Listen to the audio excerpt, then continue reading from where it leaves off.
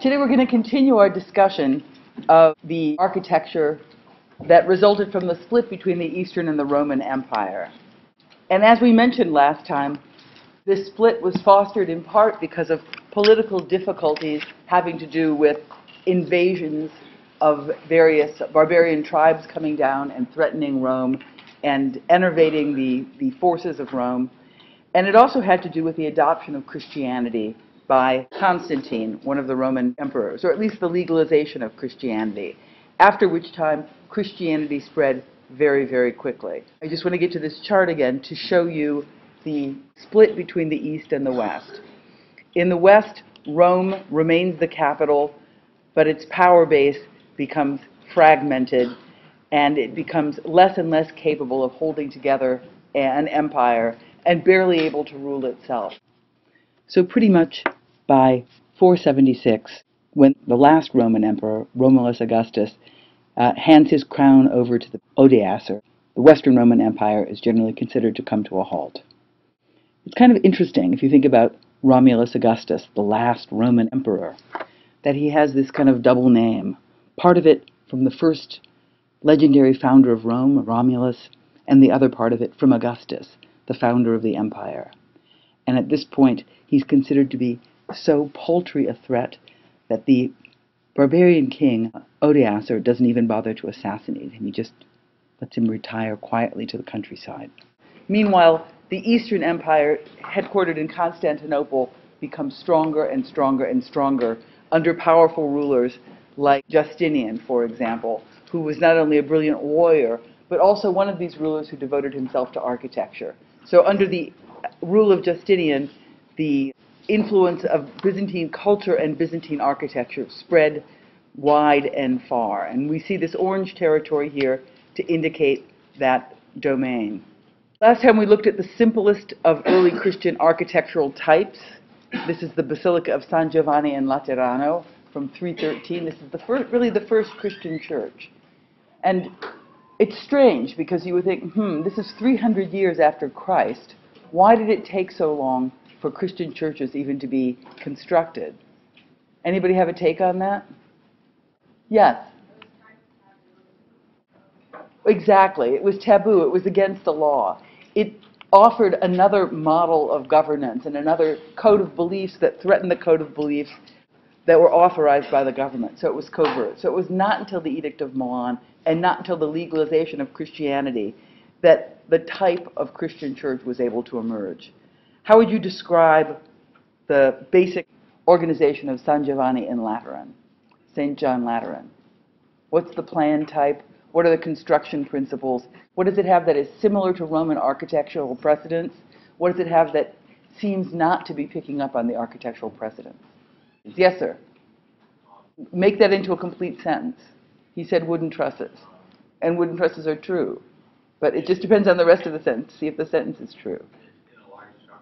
Right. In Roman times, it would not have been so common to provide the roofing of a large structure like this with wooden trusses. Why do you think they put wooden trusses here? Yeah, it could be that you really required a lot of engineering know-how to put the big vaults together. And already by this point, the resources and the competencies are becoming diminished, so much so that a few hundred years from then, they would have completely forgotten the technologies altogether. I mean, in 330, they could still do vaulting. You had things like the Basilica of Maxentius that were more or less contemporary with spectacular vaults. But maybe it's also a modest kind of architecture. If one of the ambitions of the architecture of ancient Rome was to be ostentatious and to demonstrate the glory of the government through these architectural marvels, maybe one of the ambitions of early Christian architecture was, in fact, to be humble, to provide a simple shelter rather than a symbol of glory. Good. What else is characteristic about the early Christian church plan that we see here in St. John Lateran? Yeah? Okay, they have like colonnades inside. Can you think of another word for the colonnades, this thing that you walk on? Thank you very much. Excellent. Yeah, it has aisles. Do you know what that big thing that the aisles flank is called? Excellent. Yeah, so it has this characteristic plan type of aisles flanking a nave. Yes, is your hand up back there? Excellent. They added a transept to the shape of the basilica and formed a cross. And you could also precede that by saying the basic shape is the basilica, which is a Roman type, but they added a transept to the shape of the basilica to make it a cross, and in making it a cross, they made it a particularly Christian church. Good. Now, one reason you have all of these aisles here is that the church was full of people not simply attending the Mass, but also visiting various altars on the side. A lot of these churches were burial places for important people like bishops or cardinals. And so the pilgrims would circulate through the aisles and they would pay their homage to various characters. So as a point of comparison to this very simple, very humble vaulting of St. John Lateran, I just want to remind you of the vaulting of the Baths of Caracalla, which are astonishing, really technological wonders, not simply in terms of their shape, but also in terms of their materiality. This is marble, this is gold leaf, this is pulling out all the stops in terms of making an architecture of grandeur and persuasion. And here again, we have Old St. Peter's a few years later.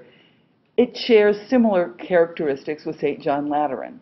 It is a modest architecture. It is an architecture that almost turns its back on the structural innovations of Roman architecture in favor of this simple way of working.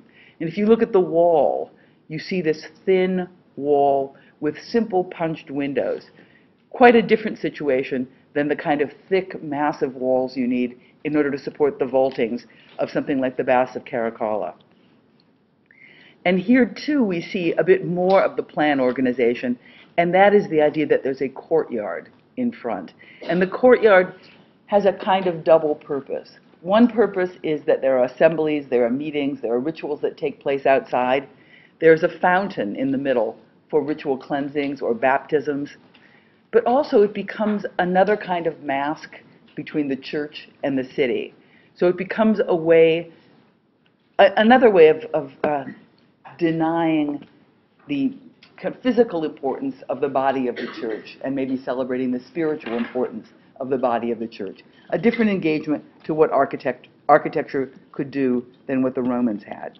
The early Christian basilicas in Rome that we looked at really characterize what was going on in the Western Empire after the legalization of Christianity. But in the Eastern Empire, a really different kind of development took place. Early Christian churches in Rome were all about procession, all about longitudinal spaces, all about building the symbol of the cross in these Latin cross plans. But when you get to Byzantine architecture, the architecture in Constantine's new capital, Constantinople, present-day Istanbul, you begin to get a real predilection for centralized buildings. And a lot of that could have to do with the fact that the rituals, the method that Mass was celebrated, may have been slightly different. And I say may have been because scholars disagree on this. But there is at least one large camp of scholarship that says the celebration of Mass was a kind of secret thing in the Eastern Church, that the congregation didn't worship jointly and in the same space as the celebrants of the Mass, the priests, but they clustered into the aisle spaces at the margins. And so this notion that the center becomes the place where this ritual is observed begins to authorize the idea of strong centric plans, as opposed to a plan like, say, St. John Lateran, which is all about the procession and all about a shared space between the priests and the congregation. Maybe not shared in a non-hierarchical way, but shared like we're sharing this space. I'm in the front, you're in the back. You're not hunkering down in the corridors peeking at me. Oh, we haven't read a poem for ages. And this is a good one, because it's about Byzantium. It's a poem by the Irish poet William Butler Yeats. And he's looking at this age when an architecture of elaborate detail and elaborate surface manipulation and elaborate collectivity in terms of the way workers from all the different disciplines came together to make artifacts. And he's thinking about this as something quite different from the condition that he lived in, where the trades are separated. The architect says one thing, the carpenter does what the architect tells him to do, surrendering some of his autonomy in the process.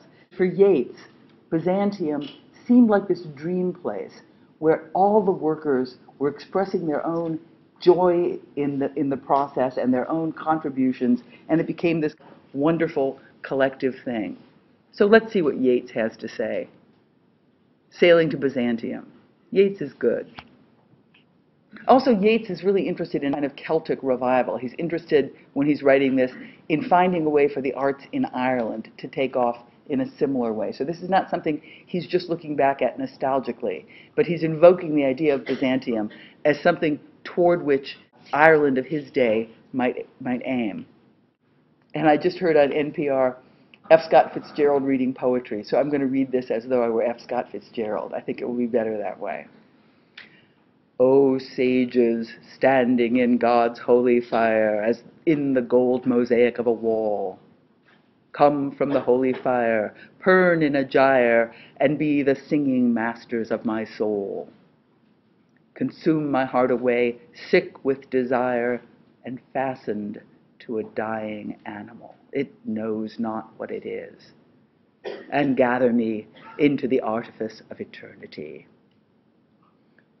Once out of nature, I shall never take my bodily form from any natural thing, but such a form as Grecian goldsmiths make of hammered gold and gold enameling to keep a drowsy emperor awake, or set upon a golden bough to sing of lords and ladies of Byzantium, of what is past and passing and to come. This notion about sick with desire and fastened to a dying animal is a nice expression of how the medieval people viewed the body, right? We saw in classical thought how the human body is this microcosm of divine order, celebrated for its perfection, celebrated for its beauty. And not that Yeats is really a medieval guy, but his take on the medieval spirit is that the body becomes this dying animal that the soul is somehow tethered to. And only by pulling yourself out of nature and putting yourself into these eternal creations can you somehow save the situation. We looked at San Vitale as an example of a Byzantine church. This one is in Ravenna. And Ravenna, after Rome had completely collapsed, became the capital of the Western Empire for a brief period of time, 401 to 450. There is a nice collection of these Byzantine buildings there. And just by looking at San Vitale, you can see how typologically different it is from the early Christian architecture of the churches in Rome that we looked at. Here, this is one of those centralized buildings that's somehow being inflected to recognize the idea of procession, to recognize the idea of access, but nonetheless is incredibly emphatic about stipulating where the center is. And if you look at this plan, you might think, my God, this is a bizarre plan, because you see this porch or narthex, and you would expect there to be some kind of axial organization going on. And in fact, there are these two little doors, not one door in the middle, but two little doors. And if you come in through the lucky left door, you're on axis. If you come in through the unlucky right door, you're off axis and in the aisle space. And a lot of that has to do with information we don't see on this drawing, which is to say a courtyard in front of it that's tucked into a dense urban fabric. So this edge aligns with the ideality of a rectilinear courtyard. And these little triangle spaces are kind of like habitable pochés. They're a thick wall that you can pass through, and by passing through these little triangle spaces, you begin to make realignments between the axis of the courtyard, which is out here, and the axis of the church, which is over here. And one reason the axis of the church would have to rotate is that there was a favoring of orientations of east-west in churches. So you wanted to make sure you had the propitious orientation of the church, but you also had to deal with the existing courtyard. We also noticed when we looked at things like San Vitale last time that there's a really different attitude about the wall and a different attitude about how architecture is articulated. And a lot of that has to do with the fact that the wall becomes much, much flatter. The wall becomes this kind of luminous surface upon which sparkling little glass chips have been laid in mortar to create these beautiful figural ornaments. This is the court of the Emperor Justinian, under whose patronage San Vitale was constructed. So you look at a wall like this, and again, if you remember the walls of something like the Baths of Caracalla, it's altogether different. Caracalla is all about plasticity, all about heaviness, all about the spatialization of the wall, and this is all about surface. As though just as the body of the person is somehow being denied and relegated to a lower role, the material body of architecture transforms and becomes much, much more a marker for symbolic meanings. The geometry is important, the ornamental program is important, but the plasticity of the building begins to become undermined. Justinian's best church, and really one of the best churches ever, is the Hagia Sophia in Istanbul, Constantinople. This was built over a church that Constantine had constructed that was burnt down in riots, the Nika riots of, I think, 530. And so Justinian, in a sense, picking up the mantle of Constantine and challenging Constantine in a fairly direct way by building his church over the ruins of Constantine's church. So that's a tall order. And Justinian is thinking a lot about what it is to build a church in Rome, and what is Rome in Constantinople. And he has his architects, Isidore of Miletus and Amicia of Thralls, build him this thing, which is quite a shocker, given everything we've been looking at before. And I say it's quite a shocker because it seems as though it's some kind of hybrid, a kind of oscillation between two kinds of conditions. In a sense, it's a basilica. In a sense, it's kind of like the early Christian basilicas. Look, we have a courtyard, we have an axis, we have an apse, we have some aisles. It's exactly what we want in a basilica. But at the same time, it's emphatically centralized. We have a giant dome surmounted by a giant dome.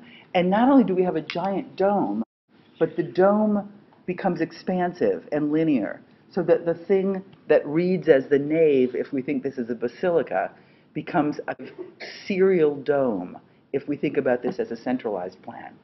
A completely new structural device is being introduced here that makes it possible to simultaneously have the idea of center and dome and the idea of this extended space. And that device is called the pendentive. The pendentive is just a device to put a circular dome over a square bay. It has to do with the notion of these curving triangles, really, that come down with point loads at the corners of the square, and the curving triangles curve up and a circle is cut around them, so that you can then, over these curving things, if you cut a circle out, you put the dome there. So if you look at the plan here, these little curved triangles that you see in plan are actually these curving surfaces called the pendentives that make the transition from square to circle. So that's really great spatially. That's really great spatially because it opens the space up. It's really great spatially also because remember the Pantheon dome. We had these ponderous walls. You needed the walls because the loads were coming down all along the edge. And it was tough to make a breach in those walls because you had all this lateral thrust kicking out. You needed a lot of mass. But here, it's really great spatially also because remember the Pantheon dome. We had these ponderous walls. You needed the walls because the loads were coming down all along the edge. And it was tough to make a breach in those walls because you had all this lateral thrust kicking out. You needed a lot of mass.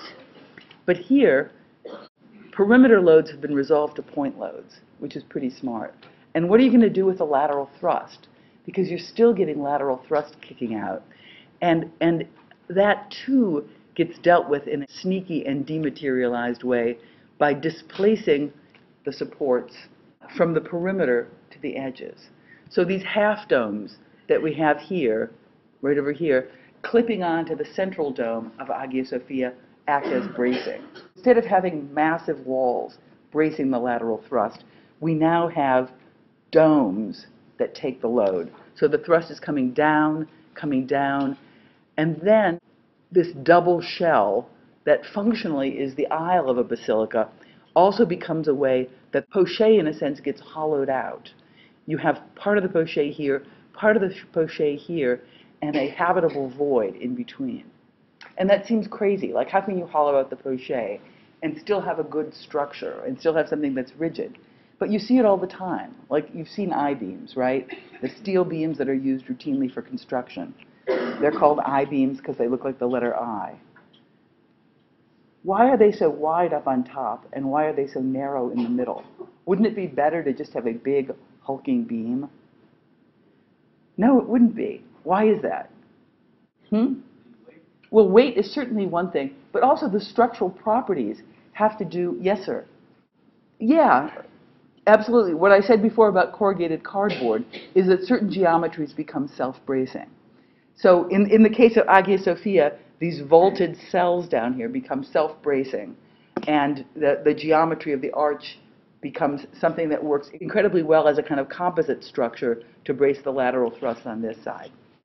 The pendentives work very successfully as a structural device to dematerialize the building's envelope so that there can be this transparency and permeability of space at the ground plane. They also work very well symbolically. If you look at the plan, you see a square and a circle.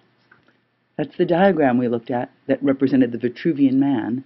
It's the diagram that represents the perfect nesting together between a symbol of the cosmos, the circle, and a symbol of the earth, the square. And in the sense that Hagia Sophia is a Christian church, the fact that it is a triangle that acts as the intermediary between the heavens and the earth, the circle and the square, is particularly loaded with significance, because the triangle is the symbol for the Trinity, the Christian unity of the Father, Son, and Holy Ghost. And so it is the Trinity, or the Christian faith, that brings together the cosmos and the earth into a happy reconciliation. So this is what the Hagia Sophia looks like from a distance. You can see a real direct expression of the interior space on the exterior space. There is this wonderful cascading of domes down from one to the other. And if you look at it in its present condition, it looks a little bit surprising because it's flanked by minarets, these little needle-like things. And that has to do with the fact that of course, Turkey now is an Islamic country for the most part. And over the centuries, it has gone towards serving one faith to serving another. And I think right now it's a public monument, although I'm not 100% sure. So I don't know if these diagrams show you any better how these pendentives are working. Here you can see the curved surface of the pendentive pretty clearly, and here you can see the base upon which the dome springs, where you have this very thin ring of pendentives coming down to this kind of double structure at the perimeter over here. And so a point of comparison that's pretty useful is the Pantheon. Because I think if you're building in Constantinople, the new Rome, and you're building over the ruins of an old church that Constantine put there, you're not simply dealing with Constantine, but you're dealing with the old Rome too. And so you would be dealing with the Pantheon if you're dealing with a centralized church. So the Pantheon is fabulous, don't get me wrong, but also kind of stupid. The technique for building the Pantheon dome is not wizardry. It is something that is a fairly straightforward way to make a dome. In many ways, not so different from the dome of the Treasury of Atreus that we saw in Mycenae, where there's this slight displacement of material having to do with compression rings that stack up, and finally you get a dome. Of course, it's much more elaborated than the Treasury of Atreus, but it's a simple construction. It's not using elaborate ingenuity, as opposed to the Hagia Sophia, which seems to take the ambitions of the Pantheon and then dematerialize the envelope in some kind of spectacular way. We don't have records from antiquity telling us what the ancients thought about their buildings, but we do have a scribe who worked for Justinian, who described the contemporary impression of the Hagia Sophia, a guy called Procopius. And it's pretty great. I'm just going to read a little bit of it. And this is amazing. This is a guy many hundreds of years ago describing the effect of this church. It abounds exceedingly in sunlight and in the reflections of the sun rays from the marble.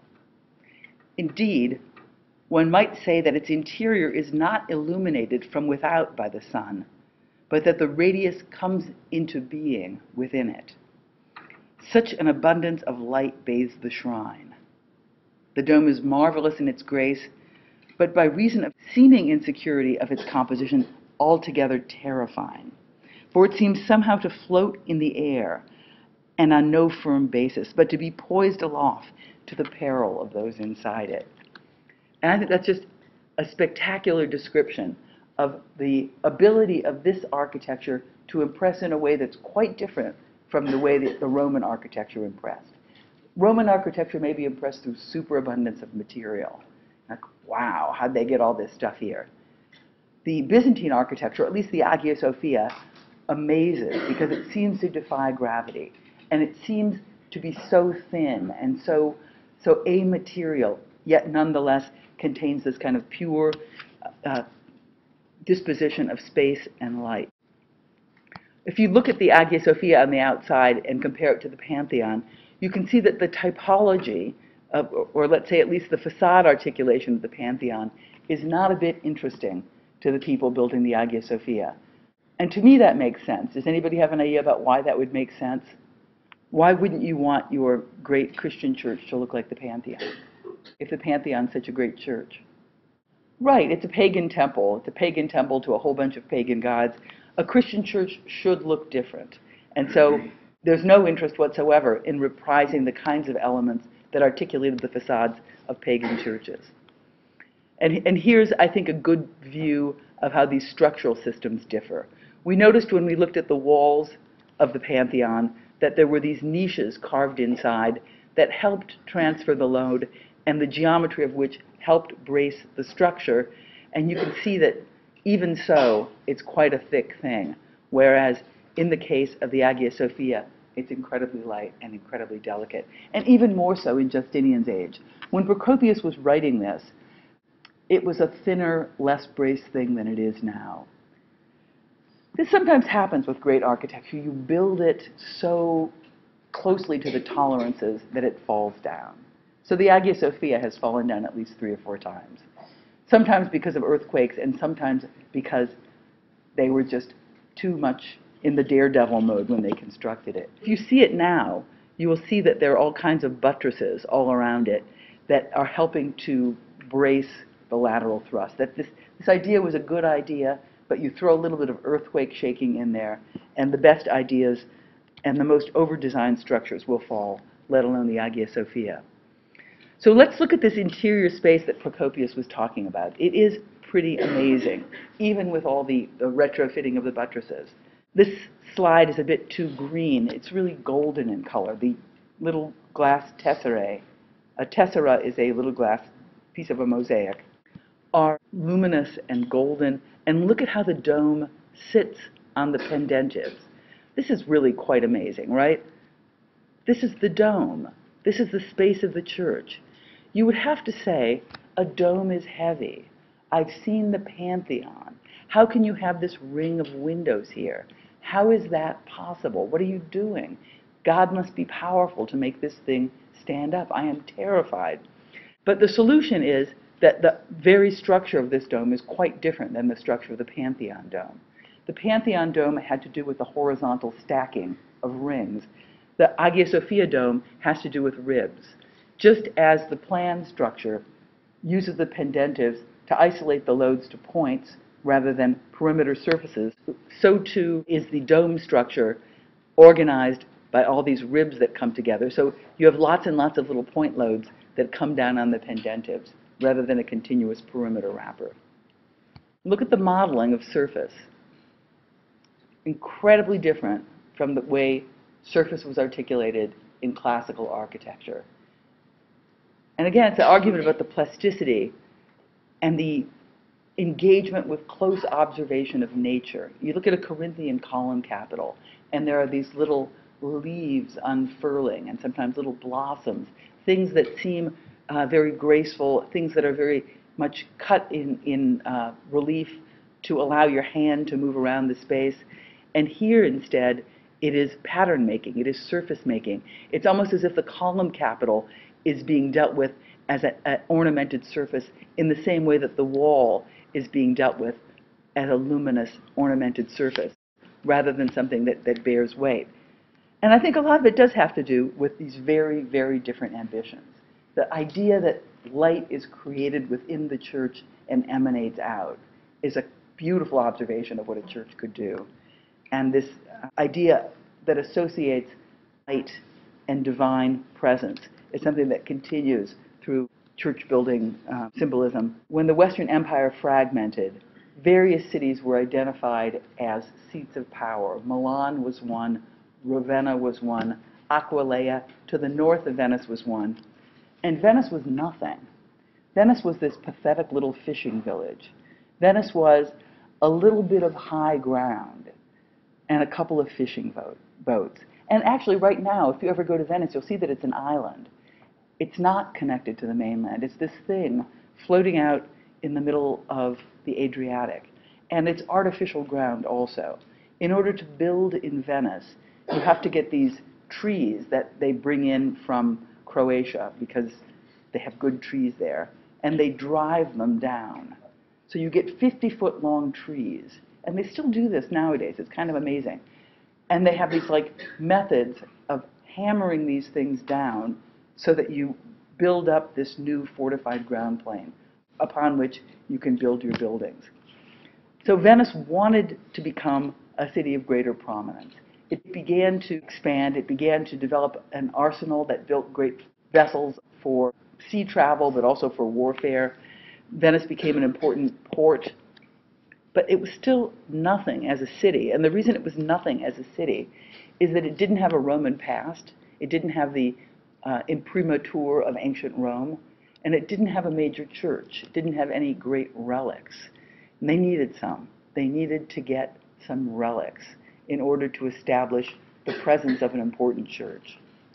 This painting by the Mannerist painter Tintoretto, Venetian painter, probably from around 1560, shows you this project, this kind of crusade that the Venetians mounted to go to Alexandria in Egypt, where St. Mark, the apostle, was interred, and to go there and steal his body. Okay. And the reason they wanted to steal his body is this is an important relic. This is an apostle. And if they could get the body of St. Mark to Venice, then they would be able to establish a church. Then they would be able to attract pilgrims. Then the status of the city would become not simply mercantile, but also important in terms of its presence in the Christian pantheon. So this is the removal of the body of St. Mark. And this painting is quite fabulous. This is Mannerist space at its best. Look at the disequilibrium between the left side of the painting and the right side of the painting. The left side of the painting seems to be pushing so far forward toward you that it's almost bursting through the picture plane. And at the same time, the right side of the painting seems to be whooshing back so far and so fast that even the people seem to be flung into the aisles of the colonnade next to them. So there's this disequilibrium of spatial tension on side to side. And the compositional way of representing that, I think, goes hand in hand with this incredibly powerful task of removing the body of St. Mark and thereby founding a new status for Venice. One more little anecdote about the removal of the body of St. Mark. Who knows if this is true or not, but this is commonly written up in guidebooks to Venice. Okay, one thing to go to Alexandria and have a crusade. Another thing to find the body of St. Mark. Still harder to get the body of St. Mark through customs, which apparently they had during the Crusades, which seems crazy. But how are you going to get out the body of St. Mark? And what they did was pack it in pork.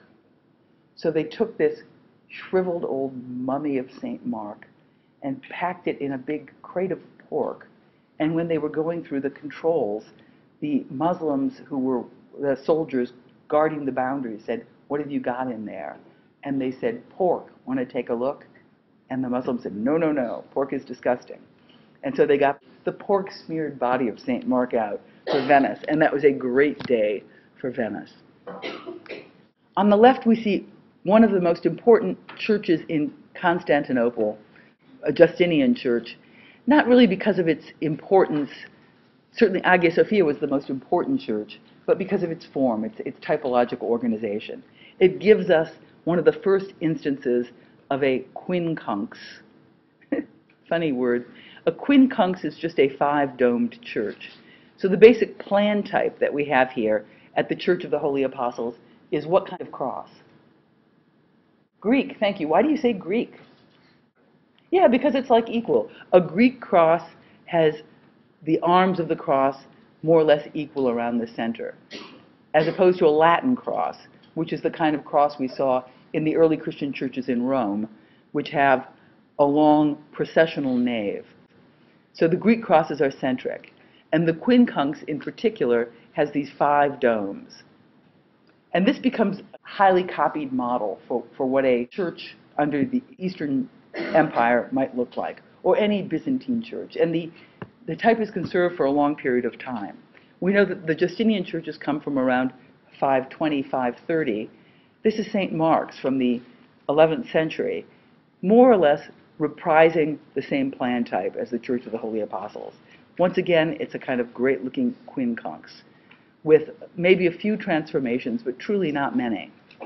Even the idea of the material surface of the interior that we saw way back in Ravenna and Constantinople, in buildings like San Vitale in Ravenna or Hagia Sophia in Constantinople, Istanbul, we see here in St. Mark's.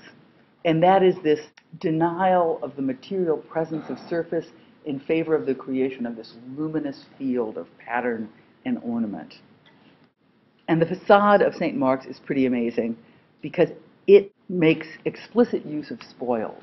The Venetians have this great arsenal, the Venetians have this great navy. The Venetians are conquering both sides of the Adriatic. The Venetians are conquering Greece. The Venetians are making incursions into Alexandria. The Venetians are conquering Constantinople. The Venetians had a lot of these kind of successful battles, but for the most part they were authorized crusades because they were going off to the land of people who had not converted to Christianity. But at a certain point the Venetians got so greedy, they basically raided Istanbul, they raided Constantinople, and they took these horses out of one of the fora in Constantinople, this quadriga, these 4 bronze horses, and they're now on display right on top of the portico to the St. Mark's Church. And we have all kinds of things, like, look, here are Constantine's sons. The Venetians got those too. And lots of columns, not only from Constantinople, but also columns from Greek temples, columns from anybody who wasn't guarding their columns well enough. And they're encrusted on the facade, and they are spoils. And spoils simply mean things that you take away as kind of trophies of your victory over another culture. But really, it was considered to be very bad form to have a crusade against Constantinople just because they had good stuff that you wanted. That seemed really difficult to justify from any kind of religious basis. From the time of Justinian, there's a kind of lull, let's say, in terms of great architectural projects, until around 800 when Charlemagne comes onto the scene. But it doesn't mean that culture was at a standstill. It just means that culture, the centers of culture and cultural production shifted away from the state and shifted away from the centralized church to monasteries. There was a great kind of flourishing of monastic culture. And the earliest monks were hermit monks. You would be out in the wilderness, meditating, not talking to anybody, fasting. But St. Benedict, in around 530, began to consolidate the monks together and form the Benedictine order. And one of the missions of the Benedictine order was to be the conservators of culture. So a task that the monks would have would be copying manuscripts. You may have seen pictures of these illustrated manuscripts, or if you've gone into any museums that have these on display, they're really, really beautiful things. They're hand-penned, beautiful calligraphy things, lots of illustration, gold leaf in the margin. So you have the Benedictines creating these centers of learning, these institutions to conserve culture, and at the same time, they're creating this big administrative network from one Benedictine monastery to another Benedictine monastery to another Benedictine monastery, so that if anything counts as a kind of organized infrastructure during this period between, say, Justinian and Charlemagne, it is this structure of the monastic order. But let's just kind of look at our little timeline to get us up to Charlemagne. In 312, Constantine legalizes Christianity with the Edict of Milan. Clovis adopts Christianity in 496. Christianity is really becoming solidly established in European territory. In the 7th century, you have the rise of monasticism. These monasteries established by Benedict are flourishing, and not only Benedictine monasteries, but also other sects of monasteries. In 610, Muhammad founds the Islamic religion. So you now begin to have other strong cultural impulses coming into play. And from 610 to 733, there's a large spread of Islam through Arabia, Southern Europe, Africa, Asia, and India. It's extremely effective in terms of moving quickly across a lot of territory. Charles Martel defeats the Arabs at the Battle of Tours, and with this he stops the spread of Islam. Tours is south of Paris, so Tours is right in the middle of Europe. That battle was really one of the decisive turning points in keeping Europe a Christian country and expelling the Arabs to the south. And with that battle, Charles Martel begins to consolidate power, not simply in the area around Ile-de-France, the area around Paris, but also he begins to bring together a lot of city-states in France and consolidate them together and make a new empire. We talk about Charles Martel, Charles, as the originator of a period called Carolingian. Charles Martel's son was Pepin, and Pepin's son was Charlemagne.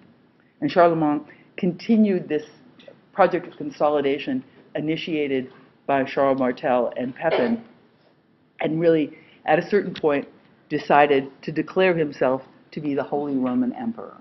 So when we talk to you next time, we'll continue our discussion of Carolingian architecture, and specifically we'll talk about the Imperial Palace in Aachen.